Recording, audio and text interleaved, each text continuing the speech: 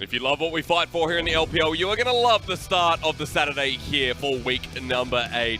Welcome back, ladies and gentlemen, for the spring split and towards the end of the road as we find ourselves in Xi'an in WE's home arena as they look to face off against B5 here today. For WE, it has been a struggle in the earlier parts of the split. It has been a changing of rosters, as you can see there, with one of the few 10-man rosters that I tell you what, starting off with a massage, a great way to go. Mystic, we're going to chat, doing the old SMLZ.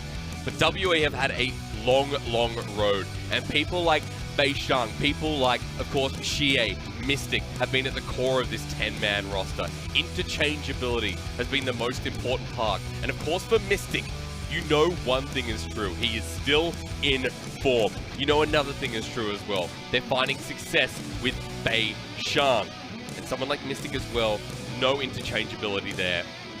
We're not going to look at B5 apparently until now because WE are at the core of this. They're in a very good position.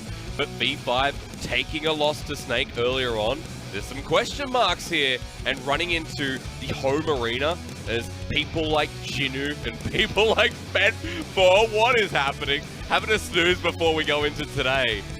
There have been some real question marks around this roster and how they're going.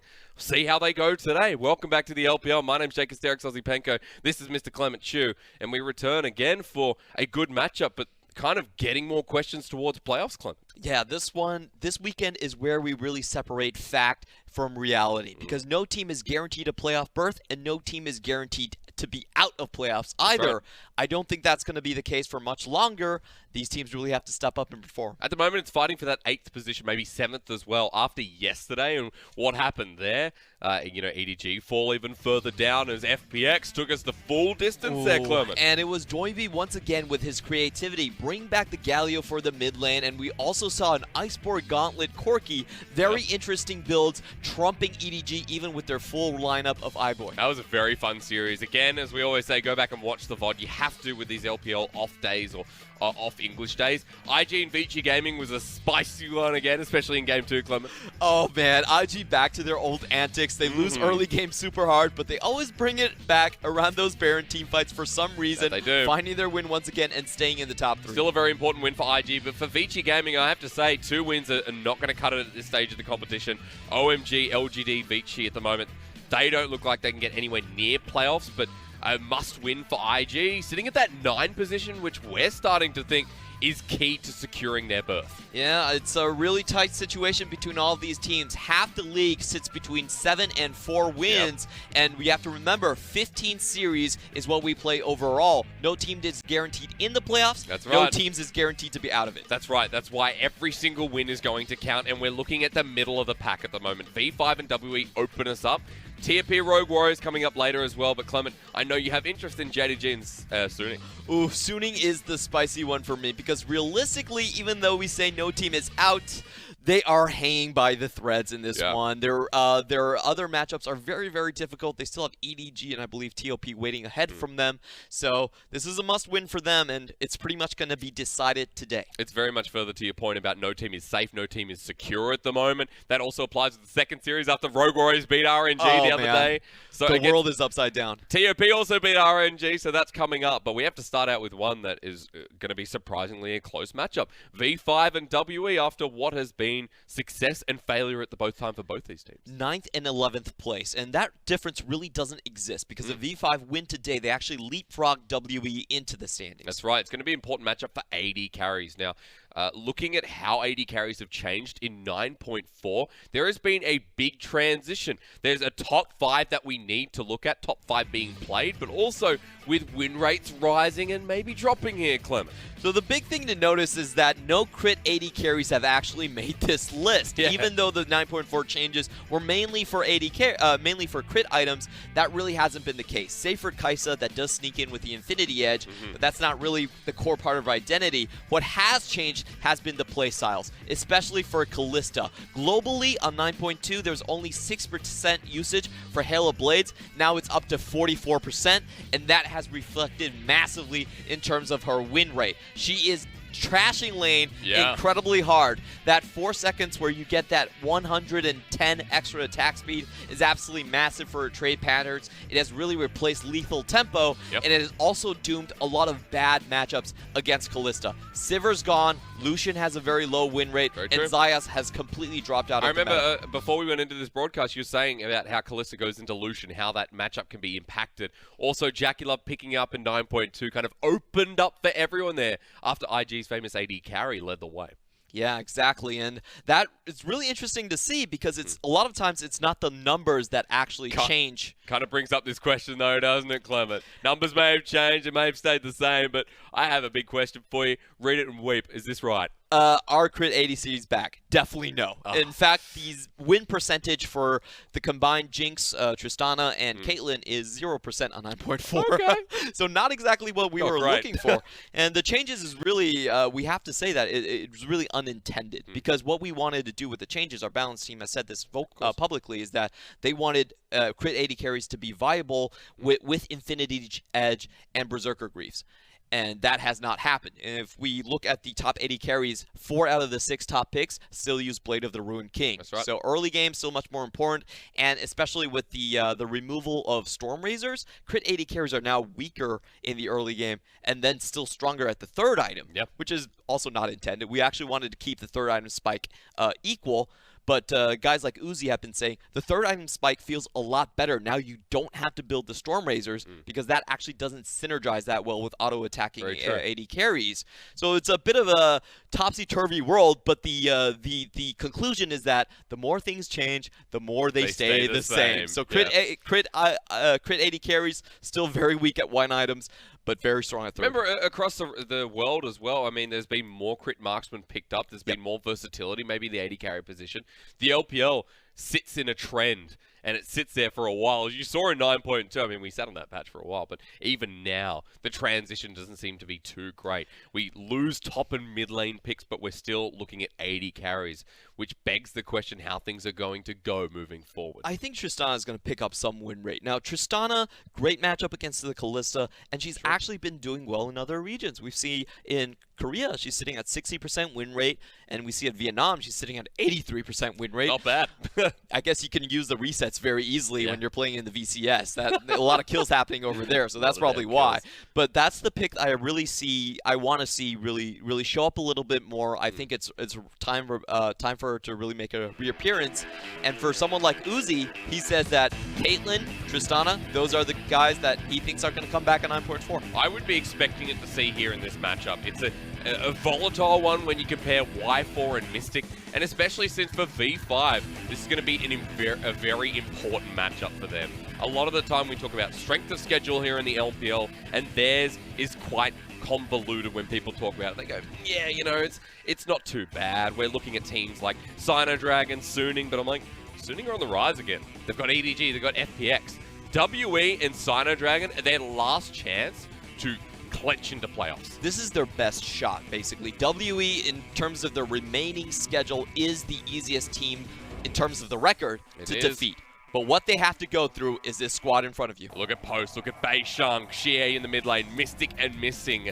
Mystic has been having great performances. He picked up the Jinx in game 1 against BLG, and although it wasn't a win, still very impressive. Eye-turning for me is also Pose's growth as a top laner. Great performance on that game plan, showing that he has those carry chops. And the Poppy as well, let's not forget. The Poppy in LPL has been poppying off, and it has been such a good a kind of flashback to how these top laners truly are at the start of the season. But let's look over to V5, Clement. We've got Jinoo, Ben4, Korn, Y4, and Lane, your bottom lane. Y4 picking up on the Kalista train again in terms of the meta. I think Y4 is actually sitting in the right place compared to someone like Mystic. That's just my my prediction so far. I like it. Also good to see Lei back into the lineup. They ran with a little bit with Road, but now they say, you know what? Lei can do the same things that Road is doing. Let's have him back. I love how you talk about Y4 though, just jumping back to the point. We started with Ben4 and how his pathing was quite unique, and how Ben4 as a jungler could become quite unique. It's from one 4 to the other, it seems. And especially in this matchup, the carry potential is definitely there. And we can talk about the difference between these two junglers. For Ben4, really gank-heavy jungler. He's actually been having a lot of success. Is known for his Gragas, his most played, and still sitting at 100% win rate for Aatrox. He's been getting a lot of good ganks into the mid lane with xiye, not xiye, sorry, with Korn, yes. No, this matchup, I mean, it could be around that mid lane. We know that for Korn, this needs to be one of his more powerful moments. He's lost champions like the Urgot, which still played by people like Doomby, but he didn't seem as confident. So asking for a stylistic change of the mid lane, even though a lot of this matchup, just for everyone at home, we will be talking heavily about the bottom lane because of how impactful it has been, especially for WE's side.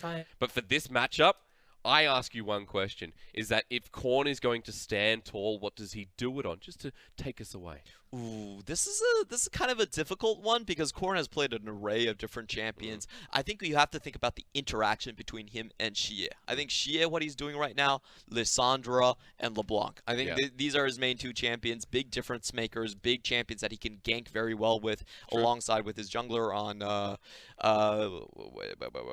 beishang. They both start with B's. I should really start helping you. You and Ryan both like, oh, we've got so many names in our head. 16 teams, by the way. Yeah, and I just stand there like, yeah, no, you struggle. So both of these mid-jungler duos, they actually play in a very similar way. Both of their main champions are both Lissandra.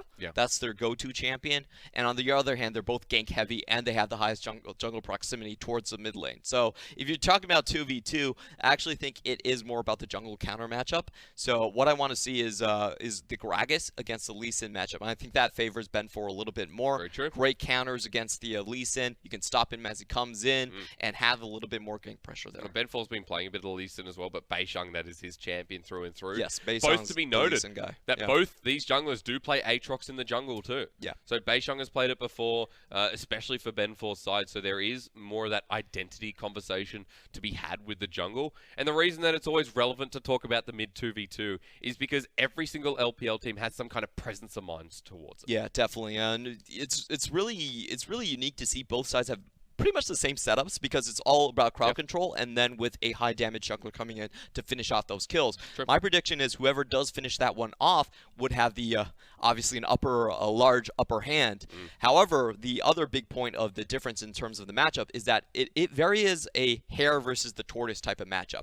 Where WE, they're very dead set on that late game. You're looking at champions like Jinx and Vayne to get them there. On the other hand, Y4 has been playing mainly towards the early game. Lucian is his most played. He loves the Ezreal, also has a Kalista as well. So I think that's going to be your main difference. V5, they played a very scrappy game. They don't have a very clear definition on which phase they excel at. But if compared to WE, it's definitely in the early laning phase. You want to put them down early here if you're Victory 5. You have 3 members essentially who haven't been to that world stage. Now, rather playoff stage, I should say. Getting a bit ahead of myself. For Victory 5, someone like Jinoo, you'd expect, you know, Jinoo looking like one of the better top laners in the league. Just to give you a bit of a history lesson there as well. Back when he was on LGD, back when Jinoo was in his early days, unfortunately wasn't able to make that run. Now on the side of V5, in threat once again. It's kind of the story of the man who got so close yet so far. And Victory 5, if they're going to have to rely on this bottom lane, if we're going to have to start talking about playoffs for this team, well then we need to see them overcoming the likes of Mystic and Missing. Oh yeah, that's definitely what we need to look for, and it's especially important for V5. Lei, a big roamer in himself as well. Most played champion is the Alistar. Don't be surprised to find him on the top side of the map earlier on. So a lot of things, a lot of their mobility, a lot of their initiation and strengths in terms of the laning phase being tied between Y4 and Lei. A lot of the time the interchangeability between Lei and Road has been questioned. I think I've been sitting a lot with Lei saying he is the better support for this Victory 5 lineup. We'll find out, however, as we jump into Game 1. WE and V5, impactful matchups here for both teams. Strength of schedule for you, by the way, for WE, TOP, Vici Gaming, Rogue Warriors, and JDG. The road to playoffs a lot easier than V5's here, so a win for either would be very much needed. But we'll take a look at the picks and bans here, Clement, because I see a Riven out of respect for Jinoo. I also see the Rek'Sai, but Lissandra the first lock in there for WE, with V5 going the Aatrox route nice and early. Yeah, Aatrox still 100% win rate on Ben 4. That's his go-to gank champion. Also a potential flex between him and Jinoo. You can see even with the nerfs, Aatrox is still being played. The Shy did a great job on it yesterday.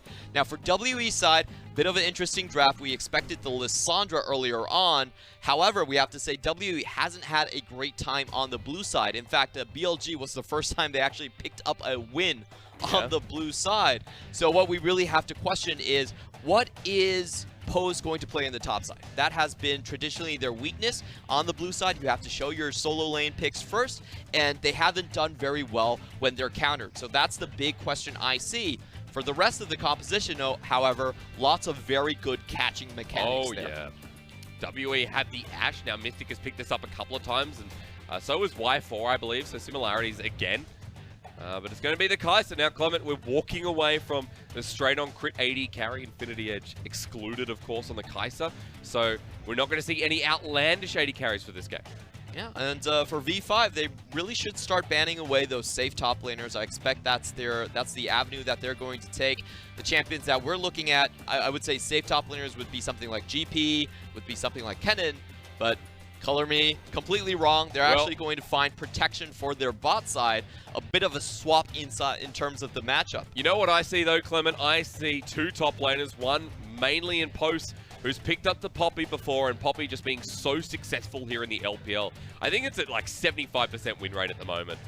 It is absolutely insane. So WE always have that as an availability. They're banning out the Vladimir, meaning the range is not going to be effective. Remember also that post does play the GP. Yep, that's also one of his better matchups so far, but no, they're actually going to leave the top side wide open, trusting Jinoo with that counter pick just to carry them through in that matchup, and instead they're going to take away early aggressive junglers. Remember, we said the key to the matchup would be the mid-jungle combination between xiye and beishang, so taking that away should give Korn a very good chance to get the upper hand. Making sure that beishang can't have that impact earlier on, so WE have to play around what the enemy jungle's going to pick, but still don't know due to that flex in the Aatrox. At this point, you might want to take a risk, considering that something like Gragas is open anyway. V5, second rotation. Very rare to see the Zoe here. after the second ban phase. Yeah, this is one of those situations where you feel like it's a little bit of WE disrespecting. You almost never see the Zoe being selected so far down into the roster, but not one of Corn's main pickups. That has to be said, that Corn has been mainly about the crowd control. And for WE, they pick up something very, very safe, like you were talking about. ADD, still 100% win rate on this champion, the Poppy. I mean, Post, I think he's got 100% win rate now as well. I think he's only played one game, so he'll join the hype train. He'll add Jarvan into the mix. beishang has played a little bit of this before, but in the LPL, we see so much Jarvan. And the way to synergize it, well, WE have set it up with the Poppy nicely, but V5, remember the Kennen can get in there as well, and this is counterintuitive. I like it here from Jinoo, meaning that is an Aatrox jungle. Yep, Aatrox jungle pretty much expected. So going down the list of the two teams, I really do like the cohesion that WE is showing up. They have a very strong bot side. They have a good 1-2 combo with crowd control that can easily shut down someone like Corn if he doesn't get it. Make sure he doesn't get ahead. And they also have a lot of global catch. Remember that the Poppy W will stop Killer Instinct from being proc. So we've seen a lot of the LPL top laners actually just flash on top of the Kai'Sa and lock her down that way. Going to be pretty hard for Y4, but then again for V5, I mean the composition, Ben 4 having to be a big impact here, but they're letting Y4 get to that point in the game where he is going to have to find himself and 2 items in the middle of a team fight. 80 carry matchup set up quite nicely, I'd say, Clement, because Mystic is going to be pretty big on the Ashe as well. A lot of lockdown, as you said earlier in the pick and ban. Yep. Just breaking down the compositions a little bit more. If I was to say one word for each comp, for WE, it would be catch potential. Yes. That's actually 2 words, but you get what I mean. Catch is the main word. Like Ashe and Tahm Kench, global mobility, the instant lockdown coming in from Lissandra, great cohesive comp. I really like their tempo potential. They should have that shove in the mid and in the bot side as well. And for V5, I actually feel like it's a little bit of everything. You've got the team fight from the Kennen, you've got that catch and lockdown from Zoe and Aatrox, and you got that late game insurance from the bottom lane. I don't think their comp is as focused on any particular area of the game, but it has insurance everywhere. Yeah. With V5, their individual laners have been the strongest part as well, so it kind of shows testament to that. V5 have struggled, however, in the past couple of weeks. Let's take a step back and look at their Snake game. Against Snake, more of a showcase of Snake bringing in Fen, but most of all, V5 struggling outside of their individuality. A team fight for this team has always been the biggest issue, and against WE, if it gets to that late stage, despite composition, you still fear for how V5 are going to go momentum-wise. Divergent trajectories between these two teams, because WE has been shaping it up in terms of the team fight. They're getting back to that 2017 mode where they can dance back and forth with their front line, with their back line. Sometimes Mystic is going to go super deep. Sometimes the front line knows when to disengage and create more room. Their team fighting is beautiful. On the other hand, for V5, I don't really think they even know when to go in or step out at the same time. It's been very, very hectic, especially with the Snake series. You have to call them out on it. It's been a very, very messy stretch for V5. It has. We want to see it firmed up, however. They have experience. They have Corn, who was on the Royal Club at Worlds, the finalist in the mid lane. But to return to that former glory, they first have to make playoffs. And this match has big implications as we jump into game number 1 in Xi'an in WE's home arena with the crowd behind them. Right, so no early level 1s, just standard warding across the board. But this is what's very interesting for me. beishang actually not getting much of a... we just came in late, so sorry. Both sides did get a bit of a leash to their junglers, and we're seeing an early invade happening from beishang. Here we are. Some good deep warding there as well. That means that beishang is going to have the vision of his top side jungle, so vertical jungling becomes a lot harder. In fact, this is beishang's advantage right now with... I don't think there was any vision spotted as to where beishang might be.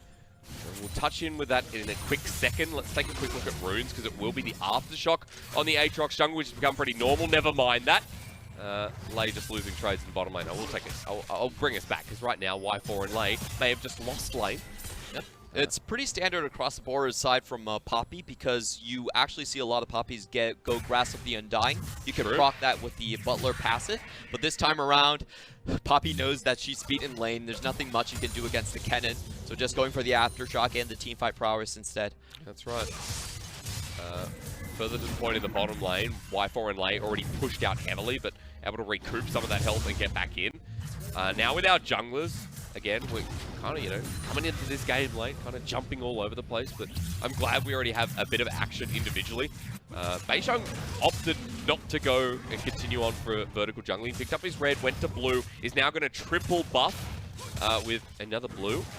No, he's only going to get the his it side blue of the start? bus. Yeah, the Aatrox actually got his own blue. We even saw that, Clement. Maybe I'm a little bit blind to start things off. I actually don't like it when they come into the game late, because I think jungle starts are very important. Yeah, it's their fault. You're right, it's their fault. I totally agree with you. We didn't actually get to see if both junglers leashed or not, so that's a bit of a confusing part for us, but from what I could tell, Ben4 definitely picked up his own blue, and I did want to touch on that jungle start. We've actually seen Clearlove do this the most out of any jungler, because you can really avoid early warding by just going over the Dragon Pit with your flag and drag combo and starting an early invade. We see Clearlove do that so often, and he actually does get a lot of triple buffs. Unfortunately for him this time around, Aatrox did secure his own blue buff, so it was actually a pretty even trade in terms of the jungling. Yeah, apologize for that. However, he did pick up the Gromp on the side of Beishang.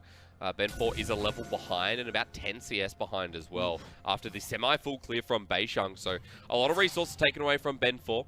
Goes into the deep vision and he has to at this point. Needs to find out where Beishang exactly is. But bottom side jungle is empty, so vision's all he's going to get. And with the scuttle for scuttle trade right now favoring the Jarvan here in the early jungle skirmish. Yeah, just to capitalize on the early jungle pathing a little bit. Beishang actually had a very strong path utilizing the pushing bot lane and the pushing mid. He secured both scuttles, and I think that's where most of his lead is actually coming for. I mean, the deep ward here shows it all as well. Bottom lane was able to push up. That was from missing as the ward's out. Gromp will come back up, and Ben4 still on catch-up duty here.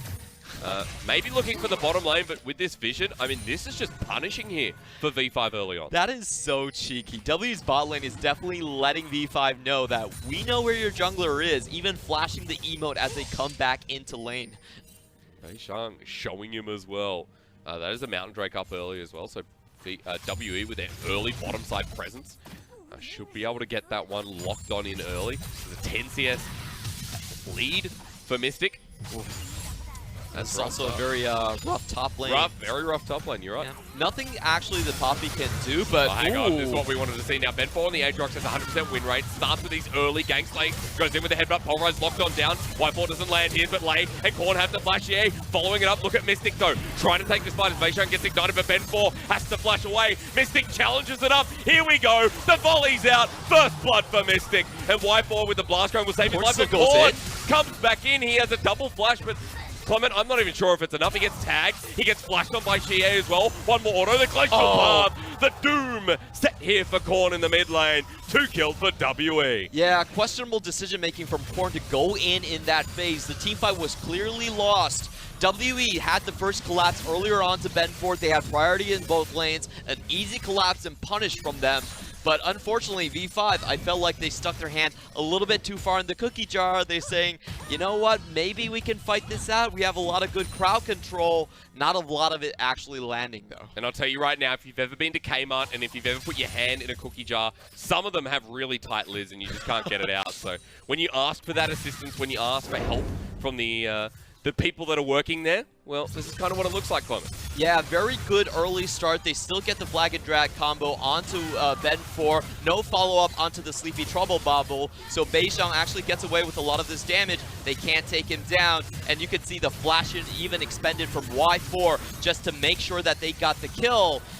Mystic, great walking over the choke there, avoiding the Sleepy Trouble Bubble. Yeah. And questionable decision from Korn right here. Even though he picks up the flash, he already expended his own earlier on. And this was, frankly, an easy pickup from xiye. That max range volley from Mystic secured the kill as well. Gets the slowdown. 2 kills over. 80 carry, mid. W already have the chance to succeed. His Lei is caught in the Cataclysm. Headbutts out of there, but xiye's coming in, remember, level 7 on the Lissandra. Korn unable to follow as he gets pushed in, he gets roamed on. Mid and bottom lane, Clement. We talked about the 2v2. We talked about how the AD carry matchup would be impactful. And in game 1, we already see it this early on. WE, we were talking about tempo. They have it in droves. Let's see if Jinoo can actually impact this. But he's already expended his teleport. Can't come to this lane. Arrow on delay. Doesn't have the ultimate lane. He's dead here. And WE will find themselves the AD carry as well. beishang devoured up with the last turret shot. Survives. 4-0 for WE. Good tower tanking, good use of the priority, forcing the enemy jungler to the other side. Jinoo doesn't have teleport. Good timing all around. And W are just running away with this early game. Looking towards playoffs and so early on. You have to mention with a 2k gold lead, V5 are getting outmatched here, even individually. Their only hope so far is this Kennen. Can he actually use the Slicing Maelstrom, come into a team fight, and get all of that shutdown gold? Poppy can't do much against this Kennen. It's a lost matchup from the get-go. Yep. He knows about it, but it's about how much they can actually get out of it. Having said that as well, and if you're a Klepto user, ladies and gentlemen, look at what's in his inventory. 2 elixirs, and you're like, would love more bags of gold, would love actually something useful in this matchup. We'll have to make do as he sells that when he goes back, but 30 CS in the lead. WE have completely abandoned this top side of the map. Now, if you don't remember, just on the note of Jinoo, in Game 3 against Snake, Jinoo had a very abrupt, I don't even know what to call it. It was not a good game from Jinoo on his Aurelia. No. So there's been the decline with the rest of V5 for this top lane. And if Jinoo can't make something happen this game, well then I'm not sure what to make of this top laner as we go towards playoffs. Yeah, Jinoo, you know, he's in team fights has always been pretty much his weak spot. And this time around, I don't think he's going to have an easy time in these team fights. It's very hard for Kennen to run up into an Ashe. The only way you can engage is with that E, and Ashe can slow you down pretty easily. Lissandra, the same case. The Jarvan could just Cataclysm on you, even prevents you from using the Proto Belt to get out of it.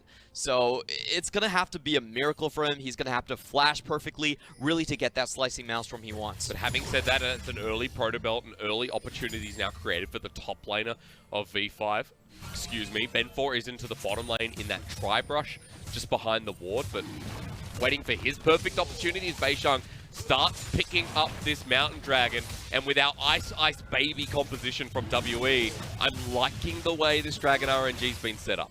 Ooh, definitely very, very advantageous for them. They're already pushing down on the towers, already getting those turret platings, and they still have 4 minutes to chunk more gold out of this. So great laning phase being set up for WE.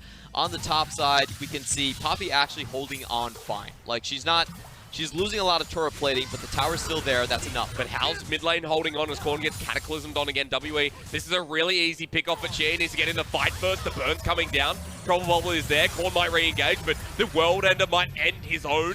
Ben4 going to get engaged on with the Glacial Path, but flashes away. V5 lost more than they gained out of that gank. Yeah, W actually playing that super cool, not even using the flashes. Well, hang on. Lay, can he 1v1 Mystic? Can Mystic? It's support versus AD carry. Mystic wins. And now Lay's like, I have no one to back me up. 2 members, thumbs up. And horribly wrong there for V5. Yeah, we didn't see the start of that, but what it looked like was that Lay had to push Mystic away. Y4 probably already took the Enchanted Crystal Error.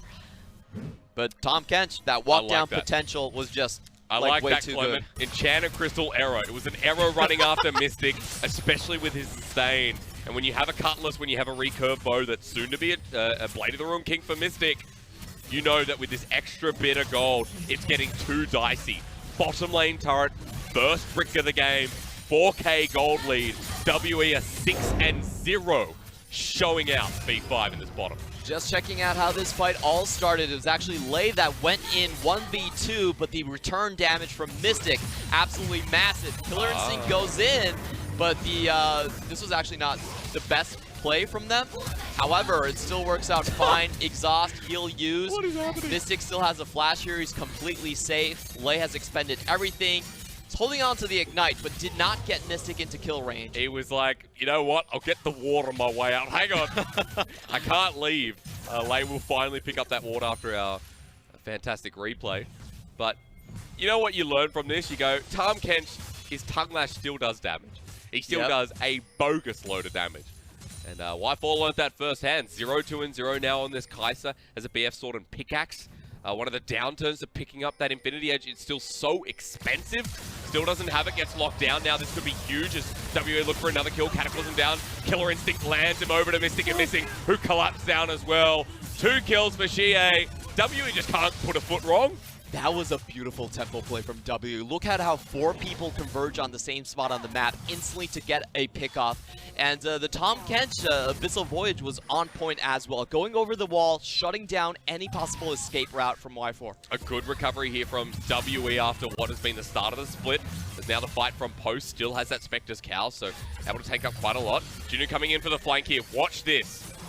Here we go. Can Kennen actually prove his worth? I mean, can Ben 4 survive long enough? Jinoo's in the middle, slicing mouse from available. He's waiting for the Tahm Kench to spit out the Ashe, but Jinoo has already tanked up way too much. It comes out, but it's too late. xiye in the middle of the fight. He will go down, but that's the first kill for V5. The first of many. Big question mark after that statement as WE trade 1 for 1, and the turret now exposed with turret plating. Unfortunate for the Kennen, could not actually survive that. Ben 4, remember, doesn't have an ult. Look on the backside there. beishang just hits him once and pops him out of existence. Ben 4 has to back away, give up his camps. And mid lane turret's going to die after this next wave. Oh man, that was pretty much V5's only chance to come back into the fight. Like we were talking about, V5, they had a very unfocused composition. There's a bit of everything here, but nothing actually working for them. The flank, Jinoo, good angle, but Missing just held on to the Devourer for so long. Ashe was like, you know what, I'm not coming out. You can win all you want, I'm just not coming out. Yeah. It's like a turtle in I don't want to be born. Yeah. All right, well, we'll go there, I guess, Clement. Lay holding the wave like a good little support, but what's not good here for V5 is that when we talked about how the early parts of the game, how active Ben 4 could be in Champion Select, with a pick like the Aatrox, which 100% win rate, he said it himself. Oh, hang on.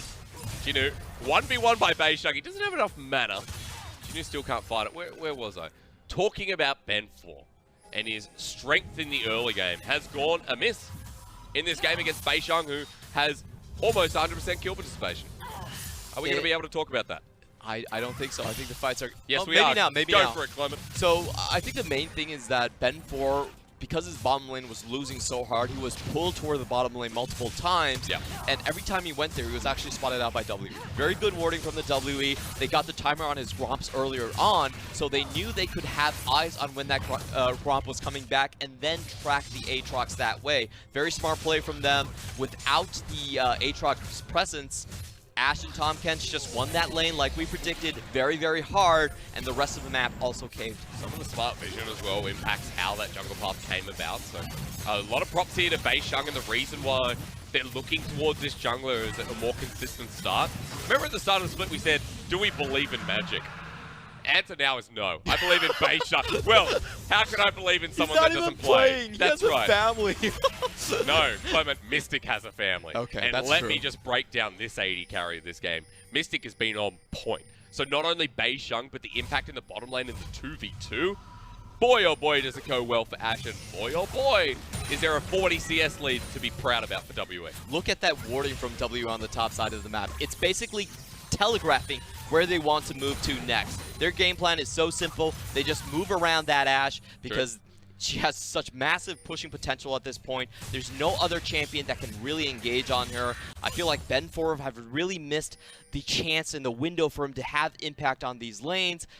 Should be a fairly simple game plan from W, just moving the bot lane from lane to lane. You have yourself a Magi's on your mid laner, and WE feeling very comfortable. Now, when do they move to the top side? Because xiye is going there first. Mystic and Mystic still sitting in the mid lane. Post here in the side lane. An easy 1-3-1 that V5 doesn't seem to be able to react to. Jinoo wants them collapsed. They want them grouped, excuse me. 2 items now on the Void Staff from Kennen. So you can expect that WE will be seeing the flank. Their vision allows them to see Jinoo. Finally breaking open this turret will mean it'd be harder for someone like Jinoo to get into the middle.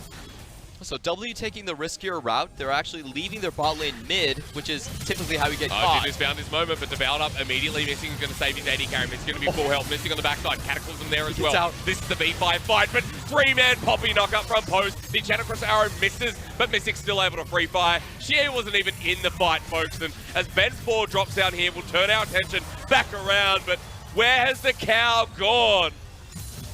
I was talking into a about stomach. this was the riskier play from WE because this is typically how you fail as a 1-3-1. The enemy says all 5 members in mid, they find the 5v3, but WE played it so well. Yep. The early portions of the fight, not a single stack of Mark of the Storm went onto Ashe. She evaded she completely evaded the ultimate, first with the Devour and then with the Cataclysm to lock all 3 members in place. It's rough being V5 right now. How do you come back into a game where your winning matchup is not doing anything? I honestly don't know. They just feel like they're too far behind. And with the synergy that Missing and Mystic are displaying right now, I'm not even sure you can find that kill into team fights. Jinoo doesn't have the damage to lock him down, and he's not been given the chance And to now do he's so. got a Phantom Dancer, so he's opted into the more defensive path, as we know in 9.4, with Lifeline on that new Zeal item. New Zeal item, well, new Zeal item in what it does now. Another Zeal coming as well. The Ashe almost unkillable, and Lei is like starting the party here in this replay. This is the absolute correct play from nothing. Lei, but he actually didn't land his Q. So Missing gets out, like you were talking about, and a beautiful Cataclysm to follow up. Separates all 3 members coming in from V5. They get the entire front line, and then it's just cleanup time. xiye adds another stack on top of this as well. Nicely done. Wasn't even in the start of that fight. Missing, sticking to Mystic like glue, has saved his life a couple of times now. Yeah, Lei just tried to play it too safe. He didn't want to use the WQ combo. There's a chance that you fail that. So he went for the straight Q instead. Yep. And he still failed that. And V5, you know, like their last option is to keep starting these fights. Trouble Bubble does land onto xiye, but is there any going to be damage follow-up with Mark of the Storm now stacking up? They do find the first one here. V5 turning this around. Mystic going to go into Grey Health, but look at Mystic. The Ashe with the hyper carry potential gets shut down. V4 into it as well. That's Y4, mind you. 2 quick kills, making a triple. All right, Clement, there's your opening. Woo. Triple collapse coming in from V5. Great positioning. They have the hammer and anvil tactic, basically. Lei is the anvil, and then you have Kennen as the hammer smashing in from the top side as well. They get double stuns onto both the Tahm Kench and the Lissandra, and there's not enough space for W's carries to deal damage. Wasn't characteristic of WE's game 1 so far. Getting caught in that choke, WE controlling vision towards that top side. We'll see where it is, because Lei collapsed on this quite nicely. Yeah, this was a bad position to be for WE. The 3-pronged collapse coming in from V5, even though they get the early kills down, does mean that they can't have an open space for Mystic to actually maneuver. And Mystic, unfortunately for him, actually flashes into a Battlestar. I was like, nice flash. Maybe not. By about half a second. It's unfortunate. Again, not very characteristic of how this game 1 has gone. There's still a lead for WE, so V5 need to find a couple of those pickoffs, a couple of those trade-offs, I should say. Colonel still doesn't judge too far by that pick, but V5 now have to deal with Baron, so if they can get that again, then there's ways for them to enter the game. I would say the game is still very much in WE's favor. They're still 6,000 gold up, and like you were talking about, uncharacteristic mistakes happening in that team fight. I don't believe xiye actually got his ult off during that. He did Frozen very late tomb. onto Jinoo, so damage was already done there by the Kennen. So early stun doing the work for slicing Maelstrom, and then you had that flash into the Battlestar. Just happens sometimes. That will give V5 a bit of breathing room. What also sucks is the Lissandra is to get in range of your Frozen Tomb, you got to enter the Maelstrom. Yep. So the Eye of the Storm isn't a great place to be. If you've ever been in a tornado, I salute you, because you should not be alive. But at this point in the game, let's not forget that WE, with their lead that's still growing, because they have control of this map, means that they can still force this Baron. Means that V5, against a pick composition, are still under heavy threat, as Trouble Bubbles will need to land to stop any hope of this Enchanted Crystal Arrow doing more damage. V5, they do have their late game insurance online. That's the only thing I can say about, say for them, is that that kill distribution was very good. Yeah. They got most of the shutdowns onto Y4. He's already sitting at his 2 items completed. And that's the point where Kai'Sa can really start to wreak some havoc. What they need to do is just replicate that team fight. They still have to teleport onto Kennen. They can possibly do this again. W needs to be so careful when they're venturing into this red side. They're doing it again. Difference is they see Jinoo in the bottom side, but he has teleport, Post does not. So Post has started grouping very close towards the Baron, now matching out the split push. Jinoo, not sure if he can deal with the 1v1 here. He probably cannot. We'll just have to waddle away in his surge of lightning. WE now around the Baron. This is actually being started up and spotted out here. So they walk away. That's a bit risky to do right now. All right, missing, second guessing. It's a pretty risky Baron to take once they spot the ward. Risky positioning here from Leia as well. Even in ultimate form, bursting down. Yeah, he's gone. Missing picking up the kill. WA now have a reason to force the Baron again. And this time around, V5 are not going to have the flanking wars like they did in the previous fight. They do put the trinket down, but he cannot teleport to those. Jinoo's going to have to find another way into this situation. Mystic is doing it so quickly. Going to be tagged up 6k. Ben for World Ender in. That's very early here from V5's jungle, but he saw the glacial path and he didn't want to drop to WE. They continue up the Baron. Ben 4 ultimate is expiring and it's down. He's going to have to commit to this, but he's going to die if he does. He does have the flash. He can still go in. 2k, 1k. Oh, he finds it. Flashes out, landing with the Enchanted Crystal Arrow, but no one from WE can get over the wall. They lose Baron, and they give them away back in the game. Missing is trying to follow Jinoo, but he flashes over the wall as well. xiye can't get the mark, and that is brutal for WE. That was probably one of the hardest smites to actually get, because there's a lot of things that can go over the wall for WE. xiye could have went over and stopped him right there. He finds the perfect moment to flash in. Doesn't really find that much opposition. He didn't even have his world enders at that point, but still manages to walk away with the Baron and his life. That was rough. We'll take a look at the bottom left-hand corner of your screen, but question marks, Clement. Yeah, there's a lot of things that W could have done better, especially with the Keeper's Verdict could have been used. The Ashe Arrow could have been used. I mean, Lissandra could have been used. The smite was at like 1500 or whatever. The smite could have been used as well. I was very surprised that Ben 4 was able to walk away with that, considering the tools that WE actually have. I'm just going to say big misplay from WE. Fight me if you want, but V5 more than likely going to find themselves back into the game after this Baron buff. It does slow out that pace towards that late game we're talking about of Y4, even the Zoe and Jinoo's engage potential. As he gets closer to picking up the Rabadons, keep an eye on your screens on that third item for mid and bottom lane. Y4 almost has his, with the Zeal picked up, maybe going towards the Rapid Fire Cannon or the Renans. And he's catching back up in gold as well. Should definitely be the Renans. We see that a little bit more. Not that many divers on W's composition. Most likely will be kiting backwards, in fact. So that's the item I expect. And just taking a look at the gold lead, even though Ashe has still a sizable gold lead and a bounty to go with that, Y4 is around, is pretty close. He's no longer with that full item behind. Kennen also picking up, being very close to that death cap as well. V5 are setting themselves up for a straight team fight victory. I remember you talking to me offset about how that third item with new Infinity Edge and for champions like Kai'Sa, how impactful it is. We'll get to see that first class. Renans was just picked up back at base. V5, they have an opening. They have a way to force the ladder here onto WE. And there it is. Mystic caught up, devoured up. Lots of damage being dealt, down to half health. Oh, righteous glory there from lane, but he can't find it. Mystic at half, as you just mentioned there. Should be able to sustain it up, but Korn getting very oppressive. Lands another Sleepy Trouble Bubble. xiye away, here it comes again. Onto the mid lane, half health. The killer instinct from Y4, taking the fight now important. Keeper's Verdict though, knocks away the AD carry, or rather, the mid laner there. Big moment for Jinoo as he gets into the Slicing Maelstrom, and V5 lose their top laner though. Trouble Bubble back in, but WE have already got the pick. Korn comes in, takes one himself. Mystic flashes forward. This is an Ashe with no dash, but Korn will have to just walk away. A triple already. Trouble Bubble lands, slowing it down. It's Leia and Y4, but Post is going to be the one to chase this up. And WE, they were so far ahead that even though V5 find themselves with better health bars, they can't get too much out of it. WE get their fourth, only taking away the support. And that is a big tide turner again for WE. Oh my god, W played that so well. At the start of the fight, they had 2 carries sitting below half health. Great job on Korn to get that poke earlier on. But when they were actually engaging, W just played it so much better. Great move from beishang to lock up the back line so the damage couldn't come through. And then there was a hero exhaust coming in from Lei to shut down the Kennen.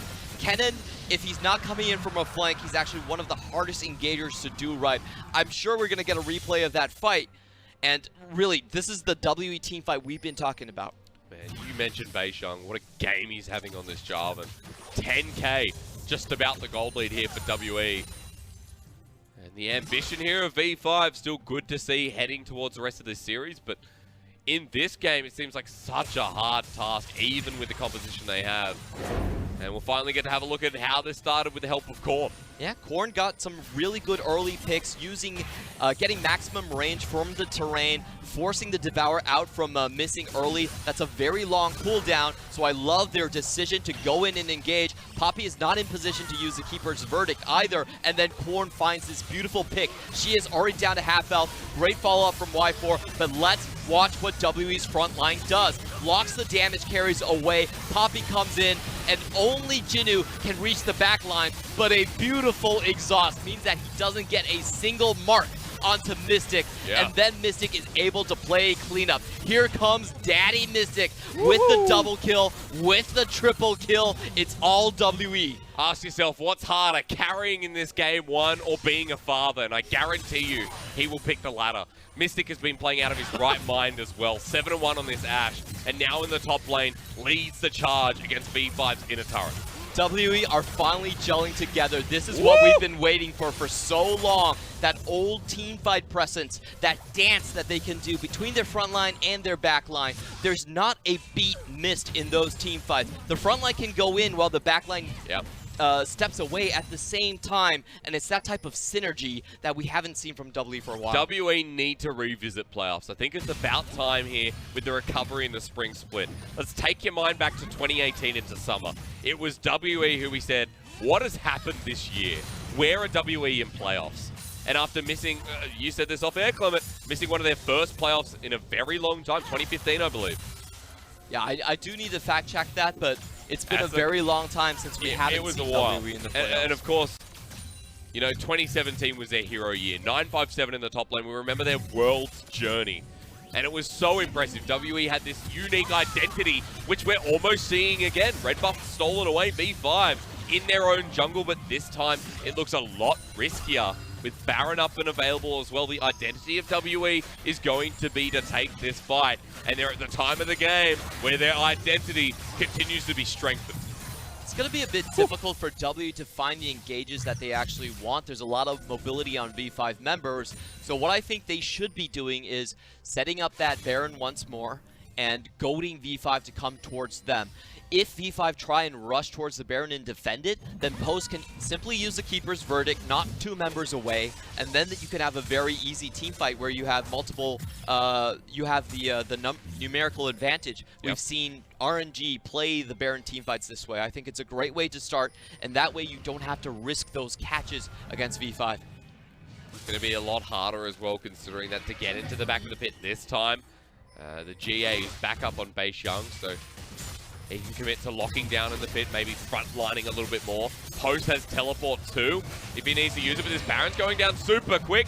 Ben4 is over super early this time. The FLICKR drag again, Cataclysm down. Now Ben4 will go into World Ender mode. GA pops simultaneously as well, but he has to get back on over. beishang eaten up. Baron stopped with the jungler being so low. She is Xiye caught on the other side with Lei here. Poppy knocks up too. Jinoo and Lei can't follow the fight up, but here's a killer instinct on a Post. He's so tanky. Will he die? There's not even a close remark to dropping into death. So I think WE members tried to play that a little bit too scattered. They had Lissandra and Post coming in from very different lanes, and the track that they were taking was intercepted by V5. Very well played on their part. They burnt all the summoners away from xiye.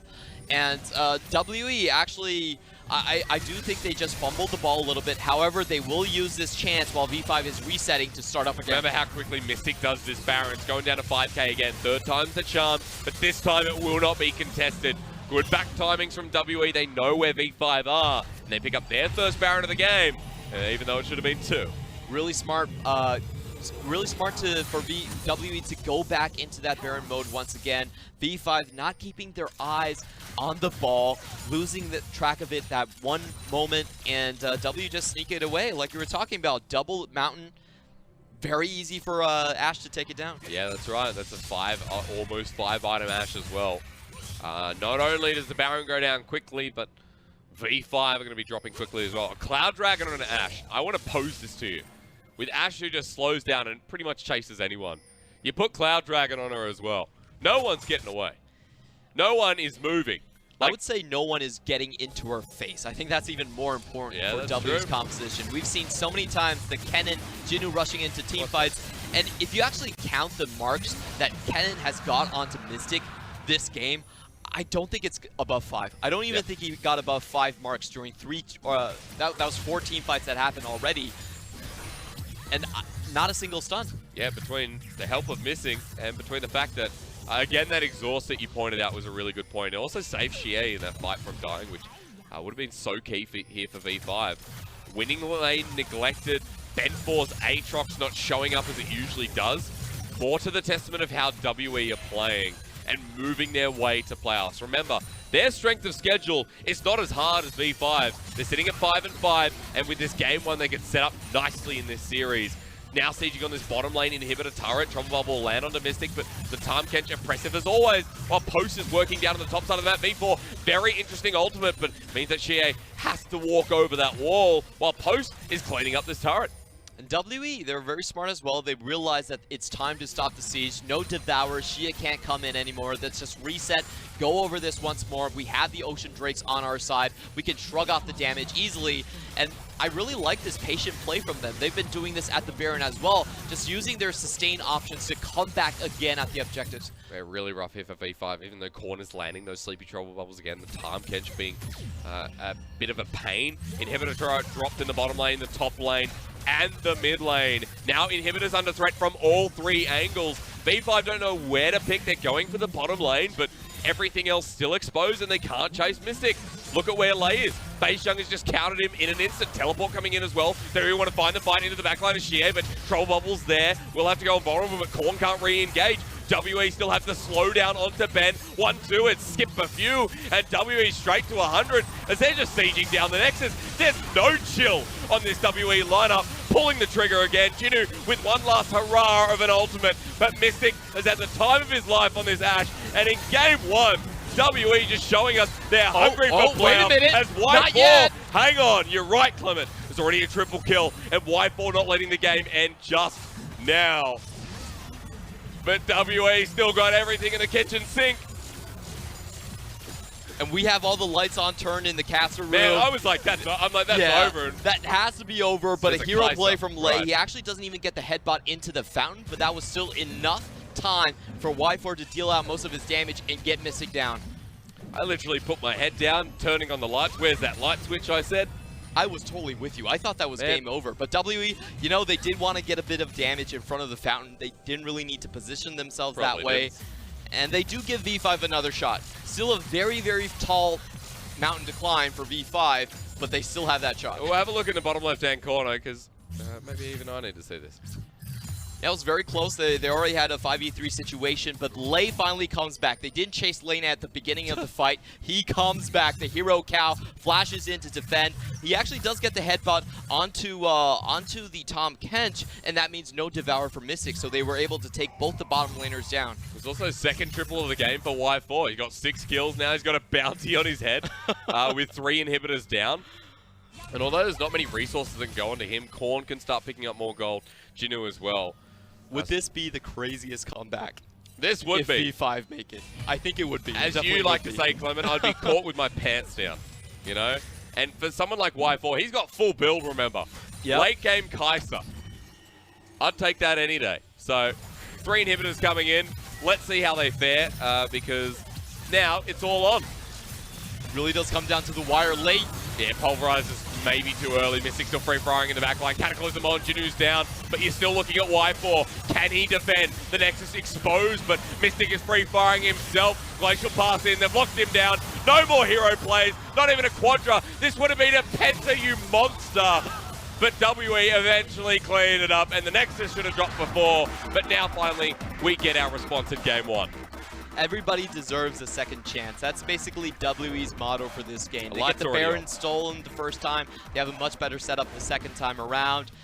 Play around in the fountain, but at the end of the day, they still clean it up. What I really love about this game is how they tracked beishang earlier on. Not beishang. Ben4 earlier on in his own jungle. First loss for Aatrox for Ben 4 on Yep. Aatrox this split so far, and he really had his work cut out for him. The early invade onto his Gromp, made sure they knew when he was coming back, made sure that they always had priority in the lane, and were able to get deep wars into the blue side I'm jungle. not too surprised, though, for WE that this has been, you know, kind of a trend that's been growing on us in the past couple of weeks. This team has been shaping up to, I don't know, this to me looks like a playoff team, apart from whatever happened in the end and some of the minor mistakes of WE in the mid portion of that game. I'm looking at it and I'm going, wow, beishang, you know, you have had a killer of a split. Yeah, this is a great strategy being shaped up from WE. We always had a bit of concerns about them on the blue side. Like I was talking about, only one win throughout the entire split on blue was very concerning for me, but this is one of their better blue side drafts. They secured the early strong pick of Lissandra. The entire composition made sense, and even though they had a very countered matchup in the top side between Poppy and Kennen, the Kennen couldn't do anything against their comp. The Kennen was a liability in terms of the team fights. Never really got a stun onto the Ashe until the final one, which is, you know, pretty much Mystic walking up into the Maelstrom. They wanted the fight in the end anyway. But yeah. On the note of Poppy as well, let's not forget that in the LPL, Poppy has a very high win rate. Yes. Poppy's been played about 15, 16 times, still sitting at about 75%. So it's much like the Zoe in our meta at the moment, and it's fast becoming a stock standard for the better top laners in the league, that the composition's not built around the Poppy, but you can emerge the Poppy into them. Yeah, and we really have to talk about the play that Poppy provides for LPL teams. I think what LPL does best is that they use specific champion mechanics to push team fights. True. That's something that LPL does better knew? than any other region. And what we've seen from the Poppy is that it's really good in Baron fights. You just keep a verdict someone away, and when you have so much priority in the bot and the mid side, you can use that same trick to snowball that tower lead as well. I really like the Poppy. The Jarvan has always had priority. There's a good composition running there for WE in game number 1. I want to see what Mystic brings out in game number 2, because we've already seen the Jinx. The Ashe looked fantastic. We'll see if V5 can somehow recover after what game 1 was. We'll be right back.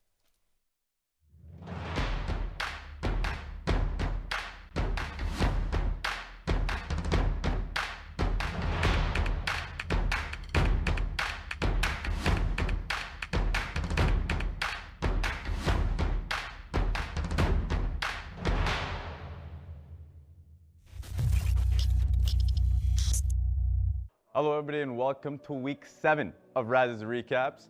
We're 2 weeks off of playoffs time, which means every series counts. And so I'm going to be moving to the first series of the previous week, which was in Wednesday. FPX against RNG in the cage in Beijing. The global audience right there weren't too happy about the fact that this set was played at 9.2, so the assassin threats were still possible. Doombi could pick up that Akali, but the matchup at the top side of the map between Gimgoon and Amazing J was fun to watch. Gimgoon was getting the best of him, but that was about the mid lane, Xiaohu and Karsa, limiting Doombi that mattered the most. That's where the gold lead came in to factor.